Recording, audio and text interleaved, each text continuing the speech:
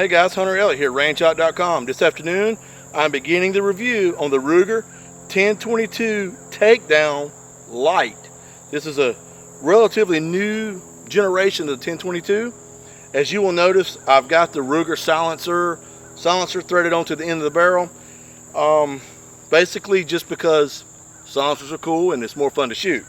So I've had this gun out a couple times. We've actually got probably a couple hundred rounds to it. It has proved to be reliable with subs and supers. But you know what? We're going to put a couple rounds down range here on camera so you can kind of get a feel for it. Now this rifle ships without any sights. So I've mounted this Riton. This is a 4x16 scope on here just to give me some kind of optics. So here we go. These are 10 rounds of some Winchester subsonic ammunition.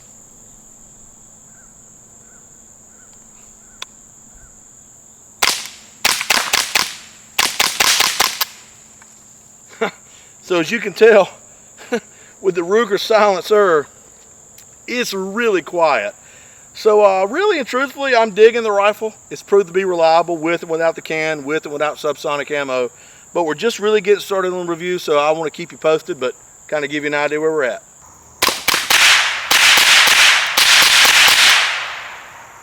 We are finishing up the Ruger 1022 Lite takedown review.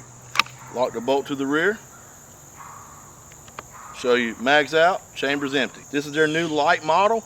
Saves you about a half a pound over the original Ruger 1022. Excellent little rifle. We got just a cat hair over 500 rounds through it. Supers and subs. Had absolutely no reliability problems, except when I ran some subsonic ammunition that was listed at 750 feet a second. It would not reliably cycle the bolt. But also, I tried that same ammunition in a couple other auto-loading 22 rifles, and it wouldn't cycle the bolt on those either, so that is not a fault of the rifle. So if you're going to use subsonic ammunition, you need to stay over about 1,000 feet a second. Accuracy was really good, on par with what I'm expecting to see out of a Ruger 1022. We took it out 100 yards and shot some groups with it. If you're curious about what those groups were, you can jump over to rangehot.com, look at the written article. There's going to be a chart with all the particulars of the ammunition that we shot, as well as the group size in inches from 100 yards at a rest, and a whole lot more of the technical specifications of this particular carbine. But for now, we're gonna, on the video, we're just gonna go kind of do a little overview to give you an idea where I'm at with it. A ship with a factory 1/28 threaded barrel, as you can see here installed, is the thread protector. So let's go over the rifle. Couple things about it I didn't like, a whole lot I did. Let's start with what I didn't like. When it ships, it has no provisions for front and rear sight. I wouldn't mind it having some sights on it, but that's okay. I can live with that. Now, when you do get it, Ruger sends it with a little weaver rail that mounts perfectly on the top of the 1022 receiver, like all 1022s I've ever seen. But Ruger sends flat-headed machine screws or threaded fasteners, as well as the small little threaded fasteners that protect the hole before you mount the rail. They're flathead as well, and they work fine, but when you extract them out of the receiver initially to go mount this rail, you got to be really, really careful. It takes a small, fine, flat-headed screwdriver to get in there and get them out, so don't booger them up. The mounting screws also are flathead, and they work fine, but I would really had rather seen some sort of Allen or Torx bit threaded fastener, at least to fasten the rail, because you can get a whole lot more torque and tension on them to hold fast. Now really, that's the only bad I've got to say about the rifle. Everything else really nice. It is a takedown version. Let's talk about that for a second. Like the other takedown, you've got a lever here. You kind of just push up on it, twist it, and it comes apart. Just that simple. The bolt has to be locked to the rear, magazine's out. It's this way to show you the gun is safe to talk about. And to reassemble, it's just this simple. Slide it together. You know, not even a quarter turn, it locks in place. Now there is a little tensioning screw here at the end of the receiver. You need to make sure you follow the directions exactly as they say when you're setting up this tensioning screw, because that's going to make all the differences in the world as far as how accurate this rifle is. Trigger's nice. A little bit of take up, brakes cleanly, about 5.5 pounds. And there is some over travel, but it's not bad, it's manageable.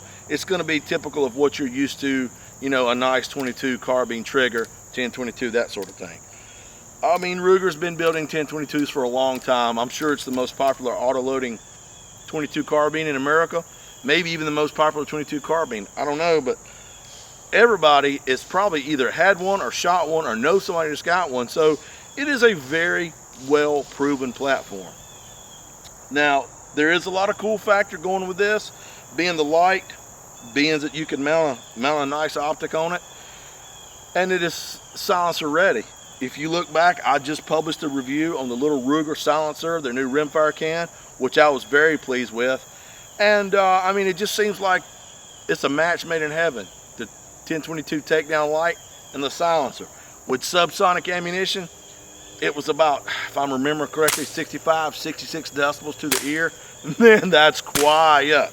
Now, I did run it with the Ruger factory 10-round magazine, which worked great, as well as I had some 30-round aftermarket magazines. Shot supers and subs through it with the factory and aftermarket magazines. Didn't have any problems, issues whatsoever. Ruger did a really nice job with the stock. It's got some texturing here on the pistol grip as well as the forearm. And I mean, there's very little recoil on it, but it still lets you get a good solid purchase. Ruger also ships it with a different comb, which is interchangeable, and this has got a little bit higher cheek piece on it. And what this will be for is when you go to mount your optics, if you want to go with a little bit higher set of rings, then you can change that out, and that'll allow you to constantly get a good stock weld and get your eye relief correct on your scope. I mounted this Riton 4x16 scope to it with some, just kind of some medium rings, and it worked perfect. It's got a standard cross bolt type safety here right at the front of the trigger guard, like most all 22 rifles and air rifles I've ever seen. It worked exactly like it was supposed to.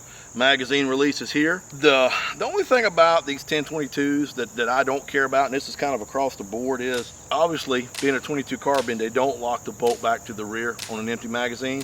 But the bolt, you can manually lock it to the rear, but the bolt release is a little funky. You got to make sure you push up and in to release the bolt. It's not that big of a deal, but it's a little cumbersome, I think, to release the bolt. Here again, no huge deal, no deal breaker, but it's something worth mentioning. It comes shipped with sling swivel attachments pre-installed, so you're good to go there if you want to sling it. I see this rifle. It's a lot of fun to shoot. It was accurate. It's easy to carry, all day through the field, especially if you got a can on it with some subsonics. It's a tremendous amount of fun to shoot. But also, I see this will be a great training tool for introducing someone into the shooting sports when they want to get into shooting a rifle. I mean, there's no recoil, so it's a great training tool. All in all, I'm really satisfied with the way Ruger built this rifle. They did a really good job. Takedown model. It ships in this really nice carrying case.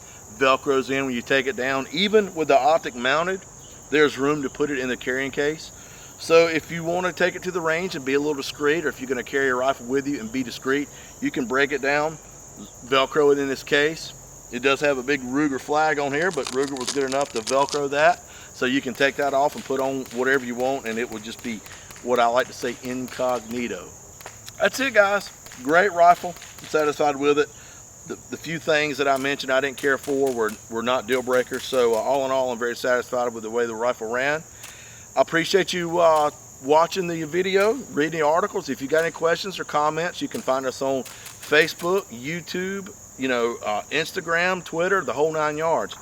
You got any questions, critiques, comments, let me know. I really appreciate feedback, good and bad. So with that in mind, thank you.